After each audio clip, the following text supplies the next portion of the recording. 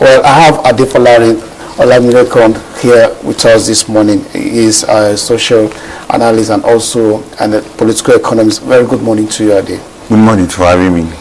Let's begin with the ongoing investigation by the House Committee. You've seen how it has played out for the past 2 weeks now. They've been sitting with the Federal Character Commission. We also know the function of the Federal Character Commission to ensure that these jobs are distributed equally among all the geopolitical zones and states. Exactly. And then now we are now having such allegations coming from such an agency. What's your take on the ongoing investigation? For me, it's quite interesting at the same time. It's an eye-opener to, sorry, an eye-opener to that when we create an agency to carry out certain activities in the country, they end up by standardizing and also making a mess of that particular law that created them. And for the benefit of those of us watching us and listening to us, FCC was one of those iconic agencies of the federal government to bring about stability, even distribution of not just jobs, because most of us are looking at, okay, they are just interested in how jobs are distributed. No, including project and other activities of government. That's what the law created them for. And you should also understand they are one of those agencies that in the constitution. That's why you see that when the federal government, when the new president came and dissolved every other organizational board, they remain there. They are one of those iconic agencies, as I mentioned earlier. But the problem with what they are having right now is because of the people who have held that organization for a very long time have always had their hands so in a mess up activities. Well, is it a case of personal vendetta, or so? Because we understand that the chairman was having issue with some commissioners, and that was how this whole thing flowed out. The issue she was having, Moeba Dankata, the issue she was having was that they have been doing this racketeering all along, happily among themselves. But all of a sudden, it became an issue that only her now became the sole person that was not in charge. There was a letter she wrote to Auditor General's office and said, no other acceptance of IPPS should be accepted except is the letter that she signed. And we should also remember the FCC is not the one recruiting. What has happened is this: for all agencies of government recruit, apart from Civil Service Commission, who employ workers from ministries, then MDAs of all those ministries recruit, and when they recruit, they send successful candidate list to FCC to confirm and to verify whether they have met the minimum threshold standard of evenly distributed of all those employment. That's what FCC look at. But FCC on their own part seek favors from all these agencies, and in seeking favor from these agencies, they can be favored in a sense. Okay, then that's okay, bring your own candidate. It is from that aspect that FCC now sold out this job racketeering they are talking about. Not that they are the one recruiting for agencies of government, but that they verify what the agencies have done in terms of how many people they recruited, who is coming from this local government, who is coming from this state, who is coming from these particular areas, geopolitical zone of the country. That's what they verify. But in their own case, to also enjoy this largesse, they now have opportunity to also send names for those agencies, which those agencies approve for them. At the end of the day, instead of them doing it in a way that could be more harmonious, they now end up selling it to Nigerians, and that's what has been happening. I know that it's not just the FCC that has been involved in things like this. There are other agencies. If you look at the paramilitary, in the past, most time you keep hearing on papers how people have been duped of such job racketeering. But what could be the reason why we keep having a resurgence of this kind of incidents? Have we not gotten to the level where our civil service will be clean and people get jobs based on merit? Or is it because government has refused to make massive recruitment like we used to see? It's not about massive recruitment. It is the politicization of recruitment activities of government that caused this. And the reason is just simple. The eyes of politicians on all these juicy and less juicy agencies of government. Talk about CBN, talk about Federal Land Revenue, talk about AMCON, talk about Nigerian Port Authority. Just look at the top echelon of government agencies that you know that if you enter there at any level, your salary is above 100,000 and thereabout. So those are the things that politicians have put their eyes on. Even the recruitment in security agencies we are talking about, most of them are not even interested in those aspects. They look at, if they are interested in, they look at the top position in those aspects that they can give to their people. But the politicization of this recruitment of these agencies is what have led to whereby we cannot solve the problem, just like you said in a jiffy, but it's going to take a systematic cleansing and removing all manner of obstacle and baggages of incorruptible individuals that man these agencies, and that's where we are. And another thing is that because of the politicization of this particular recruitment of this agency, the politicians themselves have now seen the opportunity for them to now install or put their person in those agencies that will now be serving them as stooges. That at the end of the day, don't be surprised that the Meyuba that we are talking about of justice was put there by a certain individual who believe that she's going to serve her purpose. By the time she begin to open up on their own, what we are hearing are the people, the IPPIS officer, DEX officer in that place. By the time she herself begin to confess that this is what is happening, this is what I'm getting, and this is what is why I'm doing this, you begin to see that you begin to name names and begin to call people. But we know that what the National Assembly is doing is quite good. But we know that in the past they have done this kind of probe. But you know the power of the National Assembly, it is limited in resolution. They can't take them to court. They will just expose all this. At the end of the day, we may not get anything too concrete, except the federal government, the presidency act. Just like one of the NGOs have talked this morning that she should be suspended. Not just her alone, including all the board members of the agencies, and even including people, whoever that have been involved, should also go with it. And not just suspending them alone. The case should be handed either to ICPC or EFCC to further do deeper investigation of what has happened so far. Because you, like you said, the National Assembly does not have power to prosecute. Exactly. All they can do is torchlight and what they're doing and bring it to the public view. But if I still want us to look at the ongoing investigation, the relationship between the commissioners and the chairman seems to have gone sour because of this job racketeering we're talking about. But in the terms of getting juicy appointments, is it possible for politicians at this time to allow selection of those who head agencies of government to be done without influence? I don't know, how do we get it right without allowing politicians to influence whoever they're going to be putting in places of position? But that's where the problem is. They will be involved. For instance, the National Assembly has the power of oversight over all these agencies that we're talking about. That's why they're calling them to order in terms of probing, in terms of investigation.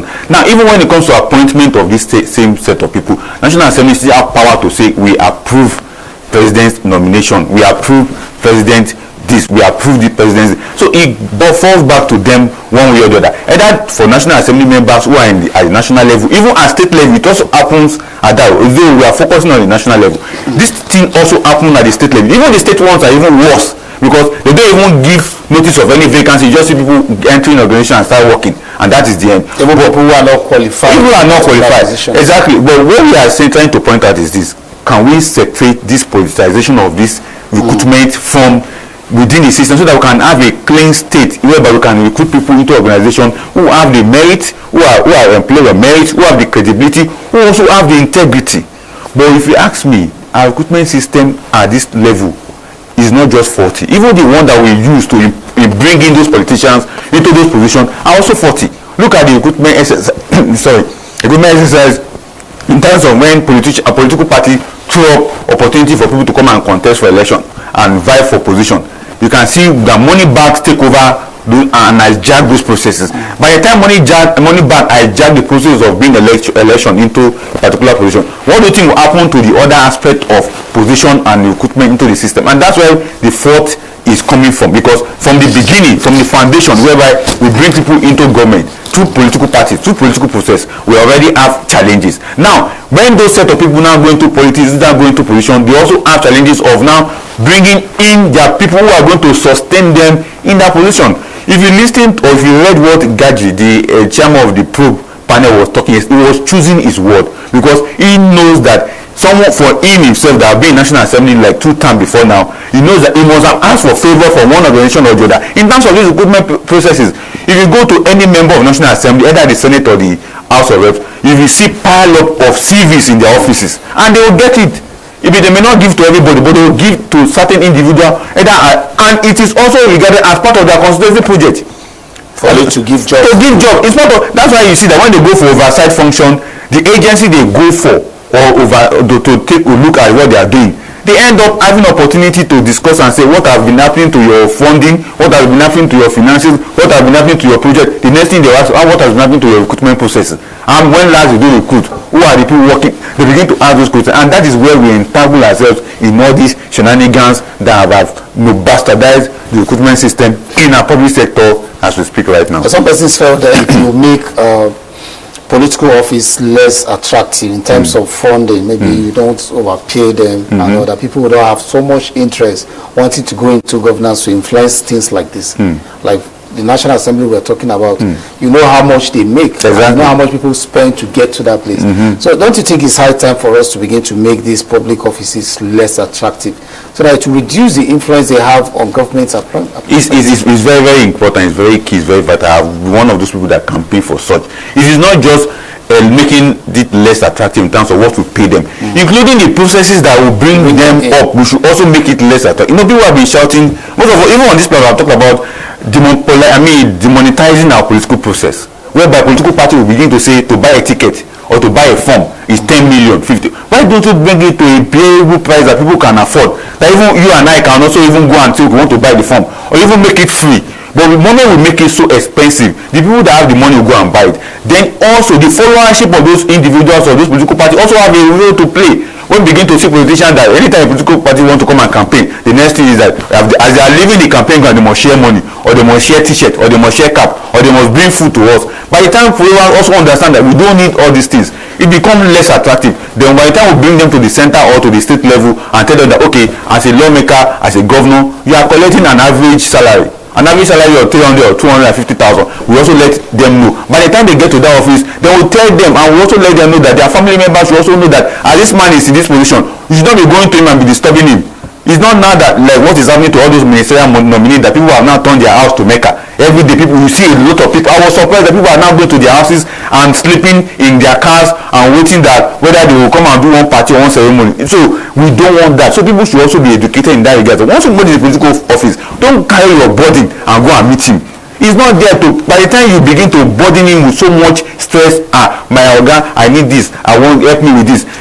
The little one that is collecting, he will not be okay with it because he also have his immediate family. Before you know, he begin to put his hand in what he does not, or what he does not supposed to put his hand. And that's why just last week when the Senate President was saying that the money they are even receiving is not enough, he knows what he's saying, because he knows that as he's collecting down whatever he's collecting, people are waiting for him to give them. Either he's giving them, he doesn't give them, nobody knows. But we know that by the time a politician is in position of authority, people go to them and begin to give them their problem, and they expect them to solve their problem. But what I believe is that if a politician that have integrity can speak up and say, all these things you people are bringing, I don't have it. But people will not believe it because they know that you already know your check pay. But when they know that your check pay is as small as an average salary, nobody will come and bother you. All right, okay, let's look at cleansing. Now, you talked about how can we clean this very menace in our government agencies. Going forward, what could be the best way for us to address this issue, even though we know that it cannot be eradicated completely in the agencies? How do we begin to reduce it? I think now, sorry for quickly, because the thought was just roaming my mind. The first thing is that how many background checks do we do on people that we appoint into government position? We don't do it. Like this particular woman, Mohaba Dankata, is claiming that she's a farmer, that she made money from farming. When we know that most farmers are complaining in Nigeria that they are not making money, that they are making losses. Most of them are even claiming that flood are taking up their farm land. So she's claiming that she's a farmer, that she's making money from farm product. And before she came into government, she was already made. And people are asking, even if you are already made, people that are made, they don't go into politics. They don't even look for government appointment. It is people that are who want to serve that go into government appointment. But in our own client, we understand why people go into government appointment, either to make money or to make friends or to get more wealth and accumulate more wealth. That's what they go to. But in this regard, how many background checks do we do on people that we are appointing as ABC into government position? Because for me, if you are going to appoint somebody into government position, what was he like in terms of his wealth? We know we have a law that stipulated that everybody must make their declare their asset. How many of them even declare their asset? Either they are declaring below or declaring above. We don't hear about it. The other thing apart from background checkup is this: when those people are there in position of authority, how did they carry out the function? What is the law guiding how they operate within that organization? Like this FCC, for example, there's a law that guides on how to operate. That law does not allow them to seek for favor in terms of getting favor for themselves, because what they have done so far is to get favor for themselves. They are not the one recruiting, because most Nigerians are misunderstanding this issue. They thought it's FCC that is recruiting. FCC doesn't recruit. What they do is to verify the recruitment of government agencies. But because they have that power to verify, they now use that power and abuse it and begin to seek for favor. That's why you can see what happened to the IPPIS desk officer. From IPPIS, which is General Office, to AMCON, a very juicy organization. And if you also listen to the confession of the guy, that is Coco, we were talking about 4 of them were given automatic employment at AMCON, even though they said they went for 2 interviews, which I doubt, because it's a referral job. Once a top government organization, the top government manager refer you to another top government manager, what interview are you doing? So I know on that part, we were just trying to color it that it was interview. When they refer you, just like getting a letter from presidency to a particular agency. What interview are they conducting for you again? That is, it's a straight-jacketed employment thing. You just get it. So they conduct, according to you, they conducted interview for them and they get the job. And one of the blood relation of the Meruba was rejected. I want to know that maybe as a result of maybe she was not qualified, she doesn't have the credentials to get into AMCON, because AMCON is a very sensitive organization. They are the one in charge of managing government assets, especially bankrupted private sector, which government buy back those debts. So it's a very sensitive organization. So I expect that in this regard, when these people are there in the office, what do they do with the opportunity that is given to them? So most of them abuse it. So when we don't do a background check on them, these people end up abusing the opportunity given to them on a platter of go to serve the nation. And in serving the nation, instead of them to do the right thing, they end up doing the wrong thing. That's why when she now opted and write a letter to the Auditor General that it should be only her that will be in charge of IPPIS. Yes. And meanwhile, we should also question the letter. Does she have the right to be writing such letter?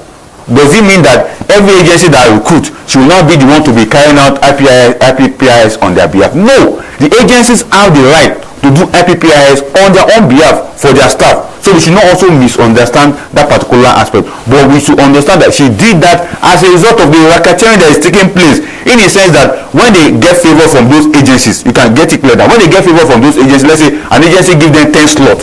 Now that 10 slot, she will distribute it to whoever she wants. Now on her behalf, she will now write a letter to Auditor General to carry the IPPIS verification on those people for her. Then she will now send a letter back to the organization that is sending those people to, and that is what has happened so far in this case.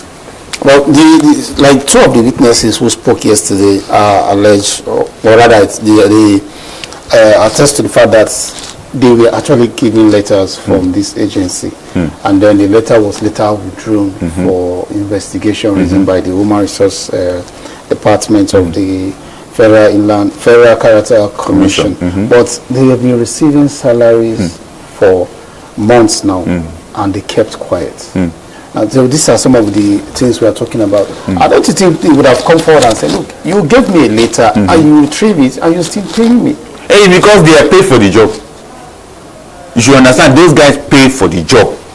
Now they want going to work. Yes, now so they initially paid to get the job. Now government have retrieved their letter and they are still receiving their money. So to them it's like, after all, I buy this job. So if I'm receiving this free salary, I should continue to enjoy it. But money back. Exactly, to retrieve our money back and get compensated for what you have gone through. So that's what really happened to them. But we expect them that not to stop it. I will just appear that the salary will be stopped at this point in time. And a lot of people are engaged in this kind of thing. It's not just at this level alone. A lot of government agencies, although that's why you see that at the part they said there are over 60,000 ghost workers were removed.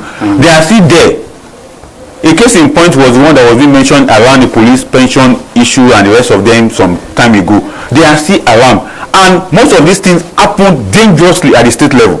At the state level, we see majority of these malpractices taking place, and the state government will just keep quiet. And when the state government want to take action, they will think it's witch hunting. The particular tribe, the particular ethnic is about to be segregated, it's about to be put on spotlight because of what they consider as injury or whatever they think about it. But we just hope that at this point that we can get it right. And getting it right is, as I said, a background check on individual, and the abuse of the law that established agency should be checked. Yesterday I was going through one of the write-up that I need to do for one of the daily newspapers as part of my column, and the question that was asked was that, is it not time we begin to review some of the laws that establish some of these agencies so that we can buffet it very well and ensure that they don't abuse some of the laws that created them? In this regard, FCC, the people that are put in charge, have abused the law that created FCC. All right, okay, let's come back to the citizens themselves. Now, we understand the situation in the country. There are no jobs, like we call it white-collar jobs there, and very few ones available in the government coffers. Everybody wants to work for the government without you mining where you get the money. If somebody has 2 million in a country like Nigeria and you feel you cannot start up a business, you want to go and work for the government, how do we begin to talk to the conscience of Nigerians that, look, you can actually go the right way, probably get something to do for yourself, rather than pay for a job that tomorrow, like what is happening to these very persons? For instance, if a forensic audit is going to be carried out on all government employment within the last 8 years, a lot of back end will be fished out.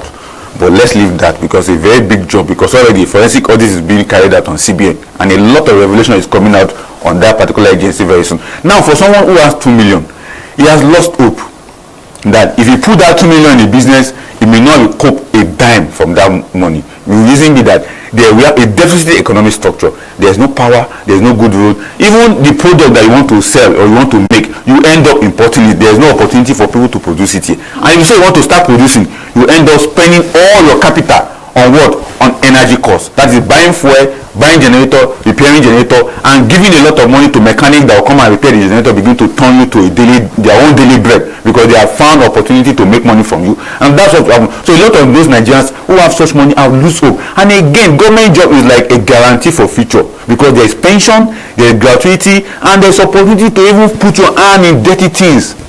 And that's why many people want to choose government work, because they know that, one, there's a pension attached to it, there's a gratuity that you'll be paid, then there's also opportunity to even make more money, because you will be idle. 10 people will be doing one thing in government office. That's why you see a lot of them going up and down, sleeping, even to the point that they are now suggesting that because of subsidy removal, we should have 3 days for workers to be going to work, because already they are not even doing anything. But there are some of them who do their personal business, selling bonds and minerals. Is that what they cause them to come and do in federal secretariat or any of the agencies? Because there is nothing to do.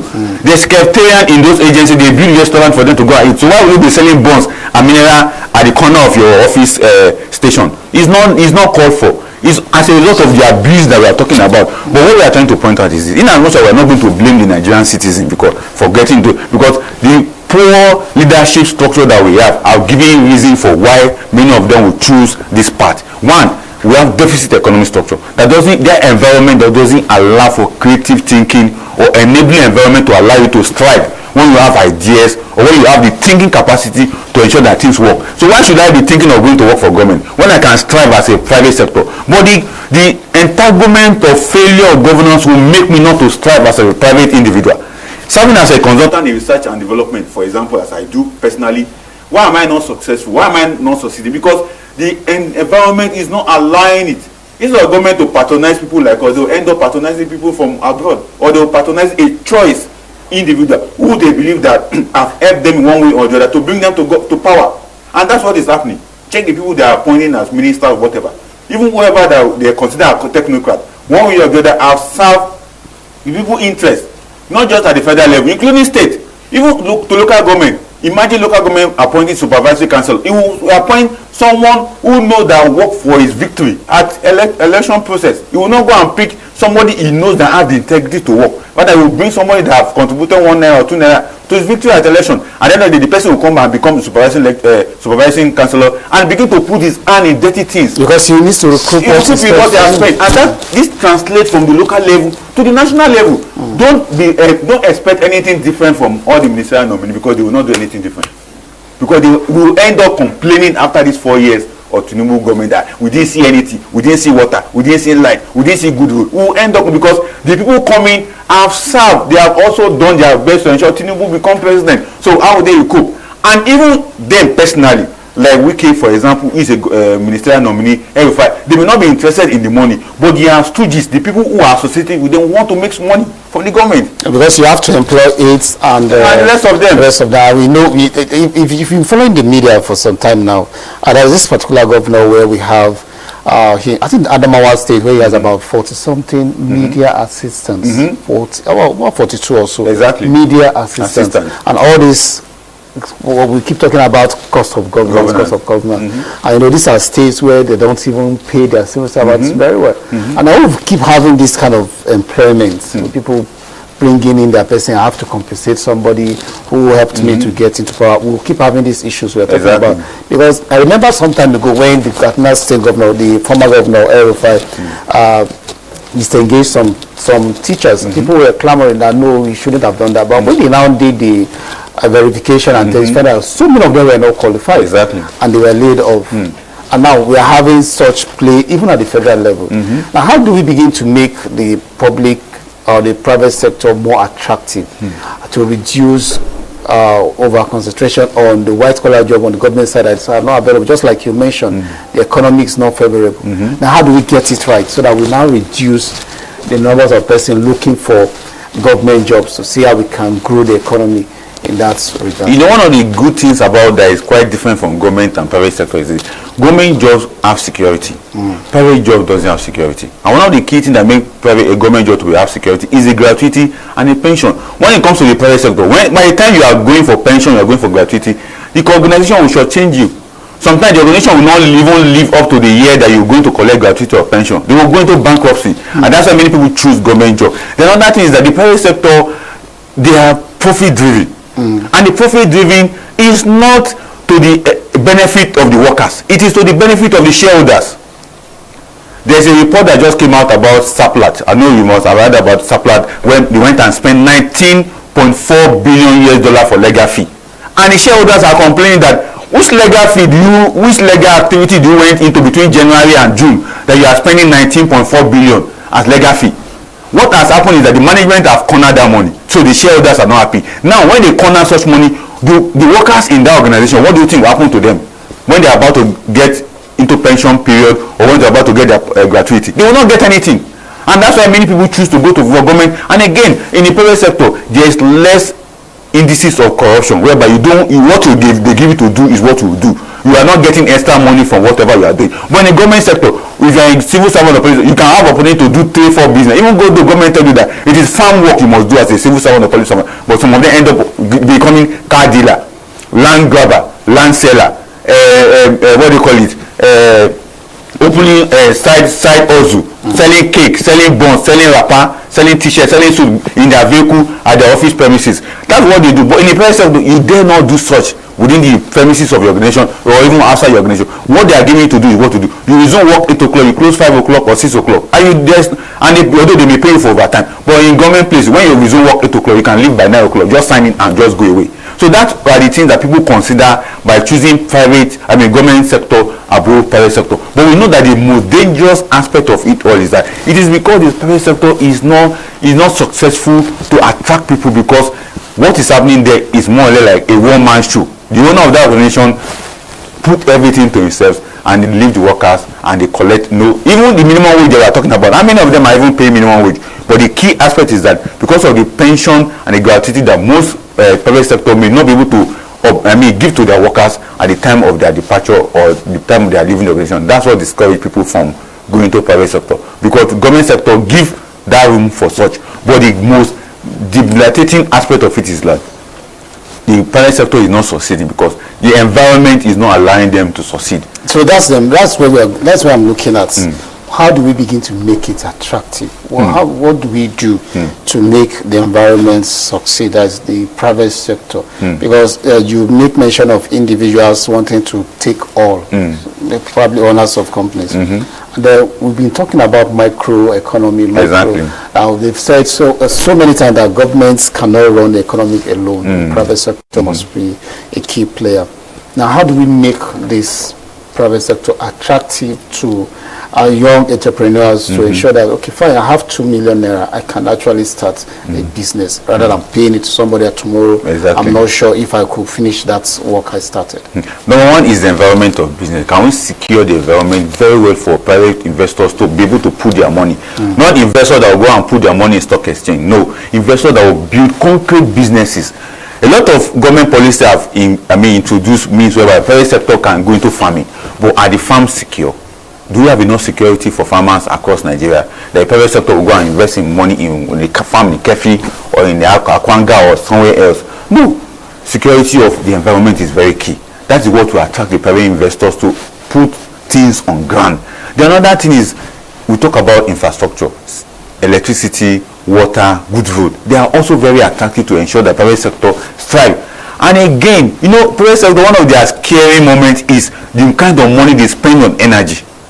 Because the more they consume energy, because they sell power, electricity, they spend more money on buying fuel, diesel, and the rest of them. And this is costing a lot on the operational cost. So by the time they spend so much more money on that, they will not be able to employ people. But instead of employing 20 people, they end up employing 5 because they know that the operational cost will take so much. So they will put that money in the operational cost. But by the time government make effort to reduce the cost of energy, private sector will strive. The another thing is the welfare packages of the private sector. How are they ensuring that the law that establish minimum wage is not just labor fighting government? What about the Nigerian private sector economic forum? What are they doing about ensuring that workers get the minimum wage and get paid at the right time? Not just any form of living wage, but wage that will take them to a better end. And that will only be what I believe that will ensure that the private sector strike. The people will be attracted to them. But we must not forget that the law that is establishing them must be put in a place whereby they have opportunity to ensure that government have access to them, and that will be good enough for us. Like as we wrap up this very discussion, your final, I want you to give us a final take on what the outcome of this investigation will be. Because like I said earlier, it's not going to be FCC alone. Exactly. Other agencies will be called upon. It's just like this one is taking very long because of the revolutions they are getting. That's coming. Now, what do we make of this investigation at the end of it? What should government be doing?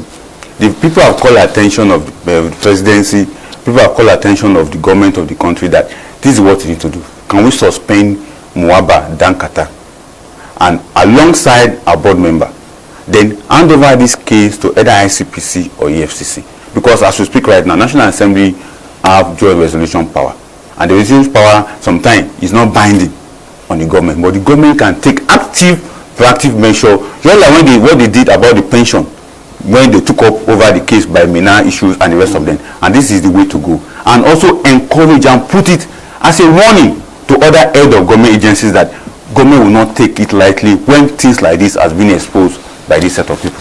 I must thank you so much, Adefolarin Olamilekan, for your insight in this topic this morning. Thank you so much for being on the program. Thanks for having me.